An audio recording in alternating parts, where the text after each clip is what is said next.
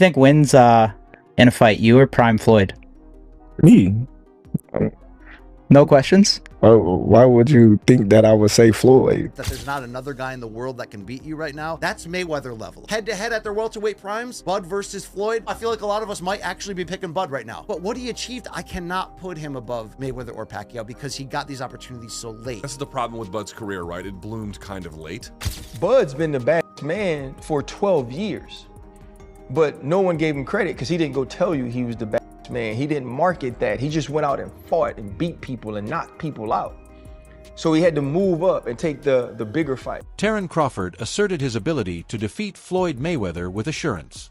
Crawford emphasized that history will remember him for accepting every challenge and declared that he would defeat Mayweather even in his prime. He emphasized that since he has always fought whoever stepped up, no one can accuse him of dumping opponents. Crawford implied that even if the bout were ever made possible, he would not steer clear of Mayweather. He started going like this, and then that's when Floyd started taking over. What do you want your legacy to be like when your career is all said and done? What do you want people to remember you for? Oh man, everybody's asking me the question. I always be like, man, it's whatever it's their opinion. Everybody gonna have a different opinion of Terence Crawford, but one thing they can't say is that I ducked anyone. I fought everyone that was available to fight. According to Dan Raphael, Terence Crawford is at a stage in his career where he doesn't even need to fight to establish his legacy. He notes that Crawford's exploits are already unparalleled because he has united titles, eliminated divisions, and subdued formidable opponents without displaying any signs of weakness. When a fighter reaches this point, Raphael emphasizes, it is more important to preserve his lineage and receive the respect he is due than it is to prove himself. He believes that Crawford's resume has already exceeded the standards that many set for him, and he is still pursuing pointless altercations would not significantly increase his historical significance. Rather, he is recognized as one of the greats due to his dominance in the ring, particularly in recent years. What does Terence Crawford do now? Like, what's the next thing that he does? Because you look around and go, is the only way that he really gets that, maybe that ultimate chance if he goes up again? And do you say, what do you do? I don't quite. Yeah, I mean, he was asked those questions at the press conference. He made two things clear. One, he's not going back to 154, and I say that because some people suggested about possibly pursuing a fight with Ennis, who has his debut in the weight class coming up. Yeah. That's probably unlikely. He's not going to go back down in weight. And I mean, no disrespect to Ennis, but Ennis is a guy that's known within the diehards of boxing. He's not in any way known beyond the boundaries of the hardcore boxing fans. So yeah. I don't know if that makes sense for a lot of different reasons for him. Not to say I wouldn't, as a boxing fan, enjoy watching the fight. So, yeah. But I don't think he's going back to 154. He was asked about like a Benavides at 175, and he acknowledged like that guy is really big. I mean, that's maybe a bridge too far. He already went up to 2 weight classes to fight Canelo at 68. So it feels to me like he can either stay at 168 and defend this championship and look to the same types of names that were being thrown around as the types of guys that would have been in the mix for Canelo had he won the fight. And he's going to have mandatories. Obviously, that's the first thing they'll have to look at. I mean, I don't know if he's not going to necessarily keep the belts if he's forced into a mandatory. He doesn't need the belts at this point, but there might be something appealing to him. For example, and Billy had a great fight on the undercard, although he's been ordered to fight a rematch in that fight. Mm-hmm. That was, like fight of the year against Lester Martinez, candidate for fight of the year. There is a lot of controversy in boxing circles because of Terence Crawford's brutal dismantling of Canelo Alvarez. His triumph was immediately compared by supporters and commentators to Floyd Mayweather's own triumph over Canelo. Crawford's victory over a more seasoned version of the Mexican star has led some to question whether Crawford should be viewed as superior, whereas Mayweather's victory occurred when Canelo was younger and less experienced. Luke Thomas has, however, reminded supporters that Crawford's career flourished far later than Floyd's.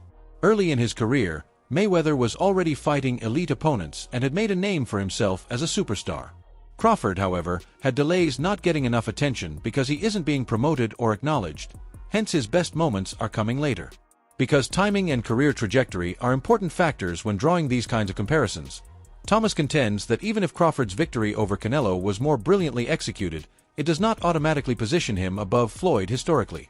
This was a masterclass. One guy with outrageous skill offensively and defensively, simply making another very good fighter look lesser than. This was the other part. The people who watch MMA and then try to watch boxing through an MMA lens, I don't know what to tell you. You're actually missing the point. The kind of specific details and the depth of the technical ability far surpasses even what you can get at the highest level of MMA, because they don't have that level of skill. There is no equivalent in MMA to Bud Crawford, because there cannot be. Bud is the most talented boxer I've seen since Mayweather. I think Crawford is way better than Floyd Mayweather. To be fair to Floyd, he obviously had hand problems in his whole welterweight run, and it's why he took that long stretch off in 2007, 2008, 2009 area, and Floyd's brilliance to be able to be just as great in some ways at that age. We're not here trying to dunk on Floyd. When you get a victory like this, right now, straight up, Luke, you could say that there's not a welterweight, junior middleweight, or maybe even super middleweight. When you could say over like a 4-division stretch, Bud, cut down to any of these weights, that there's not another guy in the world that can beat you right now, that's Mayweather level. Head to head at their welterweight primes, Bud versus Floyd, I feel like a lot of us might actually be picking Bud right now. But what he achieved, I cannot put him above Mayweather or Pacquiao, because he got these opportunities so late. This is the problem with Bud's career, right? It bloomed kind of late. I find Bud to be as defensively sound as I've ever seen a fighter. He can find you. There's nowhere to hide with him. Like Floyd, he has such control over the terms in there. It's just insane. After the Canelo fight, Buddy McGirt was one of Crawford's most outspoken admirers, calling the performance one of total dominance. McGirt claims that Crawford was in complete control of the bout from the start, and that Canelo was never able to set the tempo or enforce his customary aggressive style. He underlined that Crawford's triumph was so plain that there is no need for a repeat, because everyone watching could see the difference in talent and execution. McGirt also emphasized that by soundly defeating a fighter of Canelo's caliber, Crawford has at last cemented the legacy he has been seeking for years. A recent defining victory in Crawford's career confirms his excellence in the view both historians and offens. McGirt doesn't have anything more to prove. Crawford's dominance over Canelo is evidence of his status as a boxing icon, and he has written his chapter. Yes. Like, what fight were they watching? Right. I mean, it's. I don't know, man. I don't know what some of these guys be doing in this game, man. Some people, in situations like that, they should ask them, listen, just turn in your license, bro. Because there's no way in hell the fight was that close. Right. I mean, come on, man. It's just, it's not fair. It's not fair. You get a guy like Terence got here and dominate from beginning to end, and then you find out he needed the last 2 rounds to win. That's scary, man. It is. And you see how you just mentioned scary. Now, a lot of people are saying, buddy, that type of beating, he's not going to want a rematch. But looking at those scorecards and knowing that, hey, you wasn't too far behind, even though, he did mention that, he's better than Mayweather. But, I mean, what's your thoughts? Do you feel like that was such a beating that Canelo wouldn't want a rematch? No, I think that, in all honesty, personally, I think that Canelo's at that stage in his career right now, that it's a rematch he don't need. He don't need it. You know what I mean? You know what I mean? What we saw that night, that's the stage Canelo's at right now. I mean, he's fought everybody, he's did everything, but you know what I mean? He passed the torch to the right guy. You know what I mean? He passed the torch to the right guy. You know what I mean? He lost it to Terence fair and square, and he passed the torch. So, if you're gonna have another fight, cool, but you don't need to. You have nothing. He has nothing to prove. He fought Terence and nobody else would. Analysts frequently point to Floyd Mayweather's mentality as the key component that keeps him one step ahead of Terence Crawford when contrasting the two fighters. Crawford is widely renowned for his technical prowess, which allows him to effortlessly destroy opponents, change stances, and adapt mid-fight. They contend, however, that Mayweather was even more dangerous because he had an additional layer of psychological control. Floyd used mental manipulation in addition to physical combat to get his opponents to err and give up on their plans. The primary distinction between the two is seen to be this capacity for dominance both prior to and during the combat. Although there is no denying Crawford's skill set, the air of dominance, and many boxing historians believe that Floyd's psychological warfare is what elevated him in each match. The The comparison shows how nearly equal Crawford is to Floyd, but it also shows how Floyd's style still has a distinct conceptual component. Hagler, Hearns. I've seen Sugar Ray Leonard and Marvin Hagler. Like I've seen all those things, and those fights were wars. Floyd Mayweather is the best boxer I've ever seen. He's the most skilled boxer I've ever seen. Bud, and this is just my opinion, is the baddest man I've seen wear boxing gloves. And here's why I say that. RC. Here's why I say that. Bud is extremely skilled, right? Yet not as skilled as Floyd Mayweather. Floyd Mayweather made people look foolish, right? And so if I had to say who's the greatest I've seen, and Bud said it right, the best of an era and the best of an era, it's Floyd. But when I watched Bud against Canelo, there was this extreme skill on display, and there was a level of crazy that's different. There was a level of, and Floyd's extremely tough. Go back to Shane Mosley and the 2 punches he landed early in the fight and the way that he embarrassed him. I'm not saying that Floyd's not tough, Floyd's not a bad man, but there was domination inside that ring we saw this weekend. Yeah. And there's no fear in him in the way that he's attacked gaining notoriety. Bud's been the baddest man for 12 years. But no one gave him credit because he didn't go tell you he was the baddest man. He didn't market that. He just went out and fought and beat people and knocked people out. So he had to move up and take the bigger fights and the better fights. And he was arrow spent.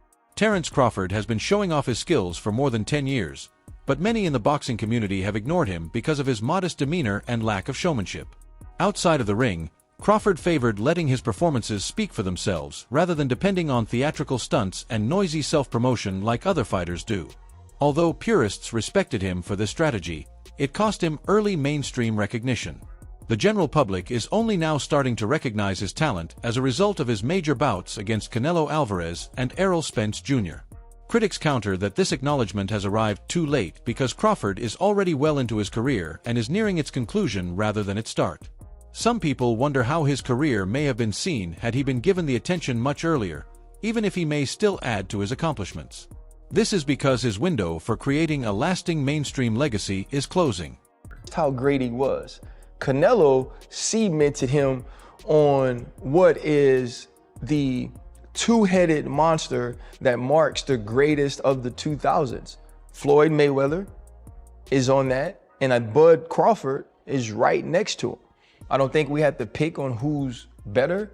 I think they both dominated their eras equally. Floyd Mayweather has long faced criticism for his refusal to recognize other outstanding boxers, frequently denying that Muhammad Ali, who is regarded as the greatest fighter of all time, is superior to him. Now that Terence Crawford has accomplished things that put him on par with him, concerns regarding Floyd's ego have come up again. Crawford's resounding triumph over Canelo has generated debates that have the potential to place him in the same historical discourse as Floyd. This development is hard to accept for someone like Mayweather, who is so protective of his legacy. Floyd's detractors claim he feeds on being acknowledged as the sole standard of perfection in boxing. And it hurts his pride when another combatant starts to occupy that area. There is tension surrounding Floyd's public response to Crawford's ascent because of this sense of jealousy, which gives the impression that he cannot stand the thought of anyone being praised on his level. Puts him on par with Floyd Mayweather Jr., and you know Floyd Mayweather Jr. doesn't like that. Floyd Mayweather Jr. is one of the biggest egos in the sport, so much so that he could not find a way to give Muhammad Ali credit as being a top 5 fighter and claimed that Roberto Duran sits above Muhammad Ali, right? Why? Because Floyd wants to be better than Muhammad Ali. He completely redid his image when he became Money Mayweather to pretty much copy from calling himself the GOAT, calling himself TBE, right? Whole thing. Very disrespectful of Muhammad Ali when he was coming up, when after Floyd Mayweather Jr. wound up being at the top of the sport. So now that Terence Crawford has firmly placed himself at the top of boxing, and not just as the pound for pound fighter right now, many people are saying, hey, shouldn't he be considered one of the greatest fighters of all time? Isn't this a realistic conversation we can have? So what does that do? That butts Terence Crawford right up against Floyd Mayweather. So when Floyd was asked a series of questions, right? Because Floyd has a fight coming up. I do believe it maybe in January. I think it may be in January or early 2026, I believe is the time frame, where Floyd Mayweather Jr. is going to be fighting Mike Tyson I believe this is going to be an exhibition. Terence Crawford and Sean Porter had a straight conversation regarding the reasons for his willingness to take on tasks that others thought he couldn't manage. Crawford disclosed that for years, he was questioned by others who said he couldn't compete at the highest level. He accepted the pressure instead of running from it and looked for chances to disprove them. In addition to being career landmarks, his triumphs over Spence and Canelo serve as personal validations, putting an end to years of skepticism and rejection. Close to him when you want to, not when he wants you to. And you know what I mean? That's how it was. I know, I'm sorry. I know this is bad production, but we don't need you to turn that phone to the side. I know, I'm thinking about Happy right now. I'm like, he know better. That's better. Go ahead, Ant. Go ahead. Hey, but you know how, man. Me and Sean, we know you personally. I had people telling me, nah, man, this is just a money grab. He just went up there for the money. I said, man, if you know this dude, but you mentally, bro, I put you in the same category as Michael Jordan and Kobe Bryant. I'm like, he wants to be great. Y'all want the money, but I want to be great. Where that come from, man? It's just me, you know what I mean? Like, I think all the greats is just born with that competitiveness, you know? And like I said, you know, a lot of people, they didn't want me to accomplish the feat over Canelo. Mm-hmm. It wasn't that it wasn't possible. They didn't want me to be the one to do it because I was the one that they was blackballing for years. I was the one that they said, you know, wasn't gonna make it to this table. I was the one that they said couldn't sell. I was the one that they said, you know, made bad business decisions. So of course they don't want me to be the one to make it to the top and then conquer. Porter emphasized how Crawford's readiness to confront hardship head-on reveals his distinct fighting mindset. Crawford actively chased the hardest opponents in order to prove that he was one of the best, in contrast to others who could have opted for simpler routes. This mentality is what has elevated him to the status of one of the greatest of all time and guarantees that his legacy will be characterized by his tenacity and resolve in addition to his skill. All odds, because now this is a slap in the face to every person that ever wrote a bad article about me, about anything. Probably the best fit of all. And a lot of people get mad at me because I said, when it comes from pound for pound that I ever seen it in my lifetime, ever, I got Floyd, then I got you. They're like, well, what about blah, blah, blah? I said, this is who I seen. I seen Bud. I seen Floyd. I can't talk about what happened in the 20s and the 40s. I can talk about what I seen now. Do you feel like, Bud, you stamped your legacy and we're going to forever say, well, you could have beat this person, you could beat that person? You feel like you did it? Of course. It's definitely going to be, it's already written in the history books. Yeah. Like, before, everybody was already comparing me and saying things like that, but hold on. Yeah. I know. Pick up. Okay. But now, you know what I mean? It's like, okay, so now he proving himself with a bigger, stronger guy in his weight division that he was undefeated in, that he was undisputed in, you know? So those things like that, you know, you can't ignore. Hey man, how do you allow people not to put their limitations on you? Because when I gave motivation last week, I told them about like how you motivated me to start my own company. And I remember you been in my living in my kitchen, motivated me to start my own company. How do you allow no one else to put their limitations on Terence? Easy. That concludes the video for today. Until the next time, stay tuned.